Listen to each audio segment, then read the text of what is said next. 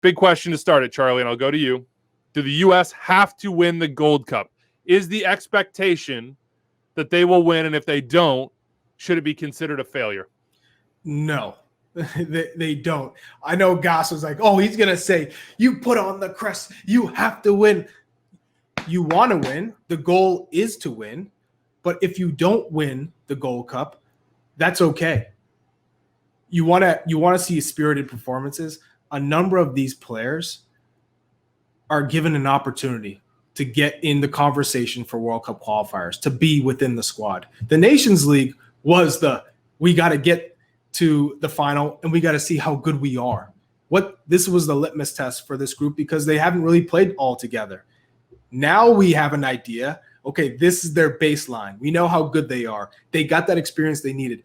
For this Gold Cup, now it's the same thing. You're playing international competition. What does that group look like? How well do they play together? How quick do they play? Jackson Yueill struggled mightily in Nations League. Does Greg Berhalter give him a chance now? Or does he say, all right, now I'm going to give Eric Williamson a chance to see what he can do next to Kellen Acosta, right? And I think that would be a phenomenal partnership. Both players having a good sense of their position, whether to want to push forward and be high, to play with those 2 10s, or to both drop in and sit in front of the back four and protect the back four. So I think for this group, it's just giving them experience, seeing how far they get. I think the expectation is for sure you get into at least the semifinal. I would expect and think and hope for the U.S. plays a final against Mexico because Mexico's bringing their A team and they're coming in to win. And now they've put all the pressure on themselves to win it. So I think for this U.S. team, you just come in, you're looking for experience, and you're looking to put in some good performances. I echo everything Charlie says. I think so. The focus of this year was World Cup qualifying, which comes in September. How prepared can you be? But for what's happened over the last 5 years, the U.S. needed to prove that they could win something and that this national team could still be relevant in this region. So they needed to win one thing this summer. They have already done that. The harder of the two. Exactly. So if that was your expectations, then they have already accomplished that. I would not have been saying this if they had not won the Nations League. So now you can shift it and say, how do you use this tournament to best prepare yourself for World Cup qualifying? Because with these young players, they'd never won anything. It was fair to say, I needed proof of concept. But you have that proof. So you can't then come out and say, well, they need to win everything. Yeah, great. Every team should go on the field winning. And to Charlie's point, the expectation in the camp should be that they win Gold Cup. But for all of us on the outside, if we start jumping off bridges because they don't, then we are completely misunderstanding what all of this is for. And so there's a lot of keys that you have. You need to find a center back partner for John Anthony Brooks or a formation with that back line, if it's 3 or it's 2, which now Greg can work on against CONCACAF opponents, which is another huge part of this, because while we have played some friendlies, we've played a bunch of European teams because of COVID over the last year. So now we're playing the types of teams we will see in World Cup qualifying. How does it fit against that? Who is the 6, as you said? What are the fullback options and the depth? Can anyone solidify the center forward spot? We know all these questions. We'll go through all of them. But you cannot just lay the baseline at you need to win this tournament, because you needed to win something this summer and they already did. And so you can't then change it up after they've been able to accomplish that. By the way, the tournament starts on July 10th, Saturday. El Salvador, Curacao is that opening game. That's at 5 p.m. Eastern. And then Mexico, TNT, Trinidad and Tobago, who qualified in this week, comes right after that. And then on Sunday, that's Group B. The U.S. is in that. So is Canada. Canada, Martinique to start at 6:30. And then U.S., Haiti at 8:30 p.m. Eastern. Both those games, all the games in Group B at Children's Mercy Park here in Kansas City. I'm trying to see if I can't get to that Martinique game, but we'll see if we can make it happen. Either way, of course, we have all the coverage for you. More Canada talk coming up in a second, but here's the checklist, right? We just kind of alluded to it for the U.S. national team. This Gold Cup checklist, and it all goes back to World Cup qualifying. You said it, Dave. You said it, Charlie. And that's in large part because you have those 3 games in like 7 to 8 day spans where we just know that rotation is going to happen. It's impossible not to think that you could stick with the same 11, even like 13 players and have success in those conditions. So here's the checklist. Let's call it out. A backup 6. You mentioned it, Charlie. I want to see Williamson at least get a shot in the midfield, and I would be interested to see him at that 6, given what he did when Diego Chara was out. He has I think he has the physical capabilities and the technical capabilities to be an effective international player, certainly in CONCACAF, TBD outside of that. Well, let's give him the opportunity. It's the like 6'8". You know, it's like you're not just a 6, because that's Tyler Adams' spot, right?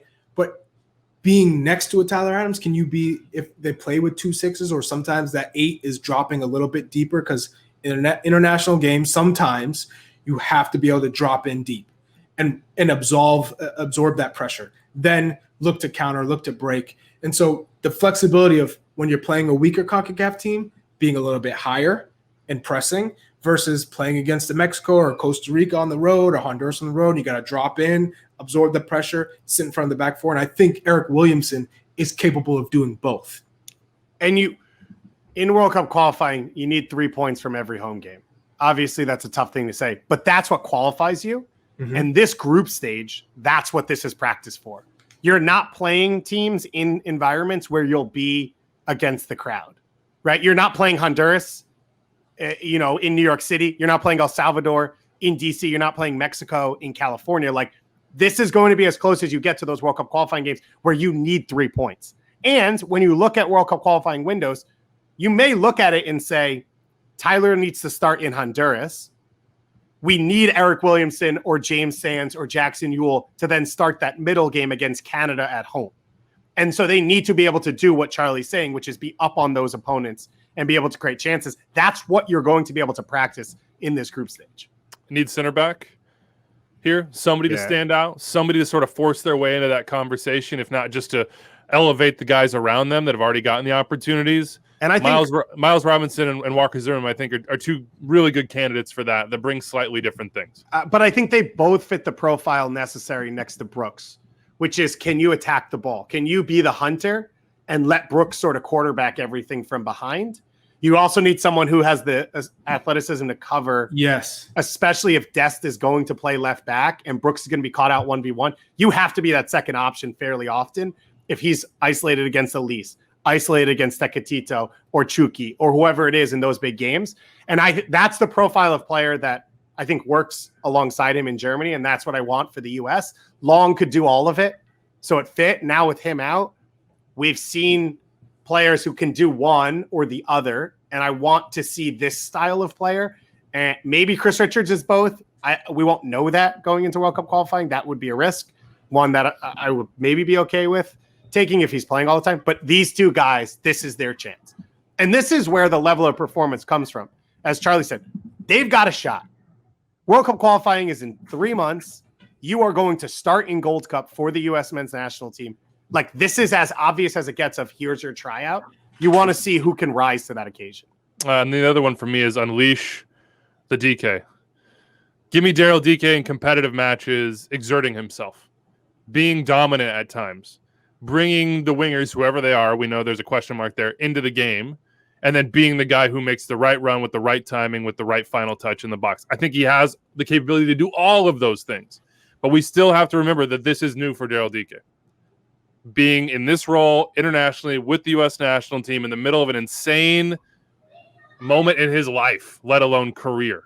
Yeah, but everything's new for Daryl DK. I know, and that's when he thrives. I know, but he approaches it all with a smile. So that's why I want to see him unleashed. I want to see Greg, who we've called him the striker whisperer in the past, get the most from Daryl DK, because the U.S. national team needs to find a forward that they can get the most from. We have yet to see that across the board. So this could be Daryl DK's moment. I also think, just to throw another name, I think this could be Paul Arriola's moment too. Yeah, I would agree. To force his way back into the team, because he's another one of those guys in CONCACAF, in World Cup qualifying, who has the experience. You know what you're going to get. You have work rate, and you have more final product than people give him credit for. No, I think he's going to be huge in World Cup qualifying because of what you get from the fullbacks, which is another one, by the way, that I think this is a big tournament for.